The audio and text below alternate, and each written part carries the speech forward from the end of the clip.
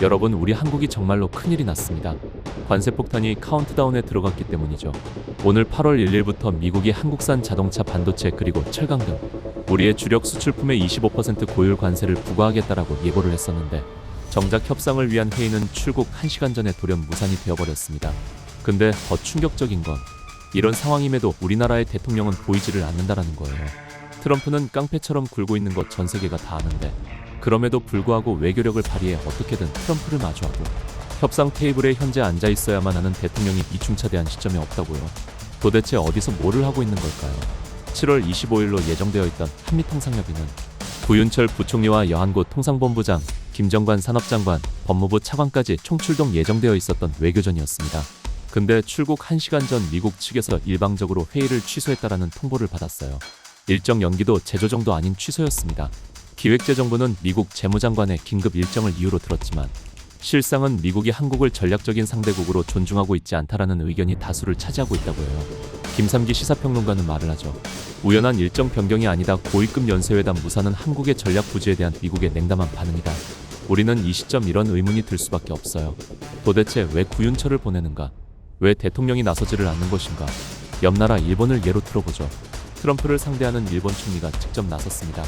미국을 찾아가 협상을 하고 5,500억 달러 투자 패키지를 제시하며 자동차 관세를 25%에서 15%를 낮추는데 성공을 했어요. 근데 한국은 대통령이 나서기는커녕 협상 파트너로서 안보실장 위성락을 보내버립니다. 여기서 미국은 조금 당황했을 수도 있습니다. 관세 협상을 얘기하러 왔다면서 도대체 왜 안보실장이 여기를 오냐고. 이거는 국가적 외교 결례 수준이라고 봐도 무방할 정도의 액션이라고 생각을 합니다. 게다가 위성락 실장이 요청한 마코 루비오 미 국무장관 면담도 무산이 되어버렸어요. 협상은커녕 문지방도 못 넘었다고요. 우리나라 대한민국의 정부 관계자들 모두가 다 트럼프는 여러분 정상적인 외교 질서를 따지는 사람이 아닙니다.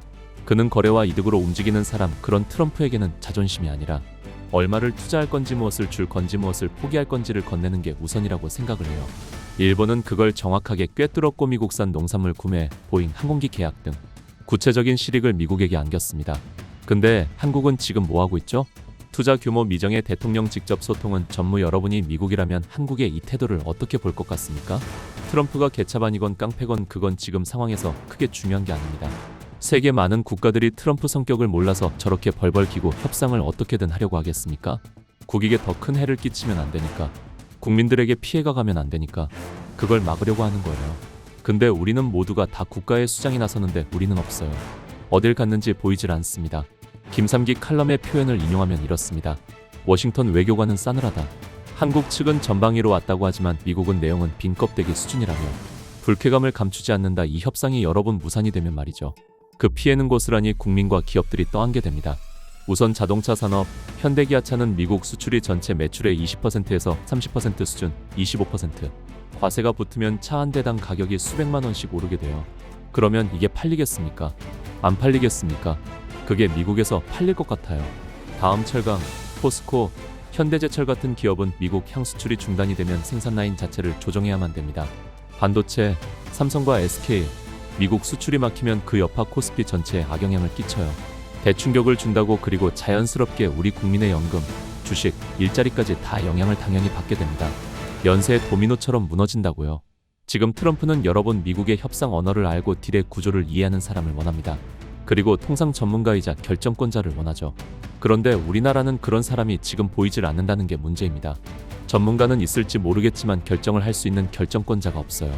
트럼프는 깡패처럼 오늘 내일 하고 있는데 단순히 트럼프가 나쁘다, 트럼프가 깡패다라고 해서 끝날 일이 아니라 그 안에서도 살 길을 찾아야 되는 게 국민을 보살펴야 되는 국가의 수장이 해야 되는 일이라고요.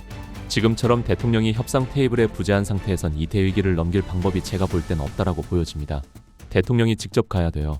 과거 이재명 대통령은 후보 시절 이런 얘기를 했던 적이 있어요. 국민을 위해서라면 바지가랑이라도 잡겠다고. 그 말 실천해야 될 때가 지금입니다. 이 사안은 어떤 정치적 유불리보다 국민의 삶이 먼저 걸려있는 문제예요. 지금 이 타이밍에 대통령이 협상 테이블, 심지어 그 근처에도 보이고 있질 않다라는 건 정책 실패가 아니라 리더십의 실패라는 것을 인정해야 됩니다. 자, 여러분, 이번 사안은 단순한 통상 갈등이 아닌 거 다들 알고 계시죠? 국가 외교와 경제 전략의 실패가 고스란히 재앙으로서 우리와 기업을 싹 다 덮칠 수 있는 구조로 이어진 상황입니다. 미국이 깡패처럼 협상하고 있는 거 다 알아요. 그러나 전 세계는 그와 딜을 하기 위해서 각국의 수장들이 몸을 던지고 있습니다. 왜? 그게 국익이기 때문입니다. 근데 지금 우리의 대통령 어디에 있어요?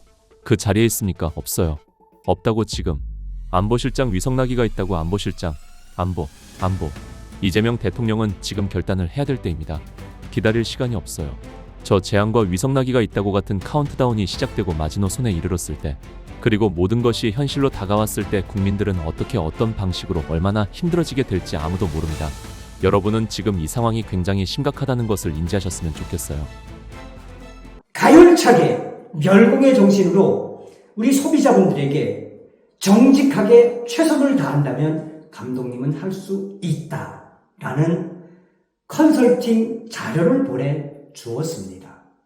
훌륭한, 정확한, 또한 여러분들의 살림에 또 여러분들의 자산에 보탬이 될 수 있게끔 정직하게 최선을 다하겠습니다. 다음 시간에 뵙겠습니다. 정성산TV 좋아요, 구독, 알림 설정 부탁드립니다. 감사합니다.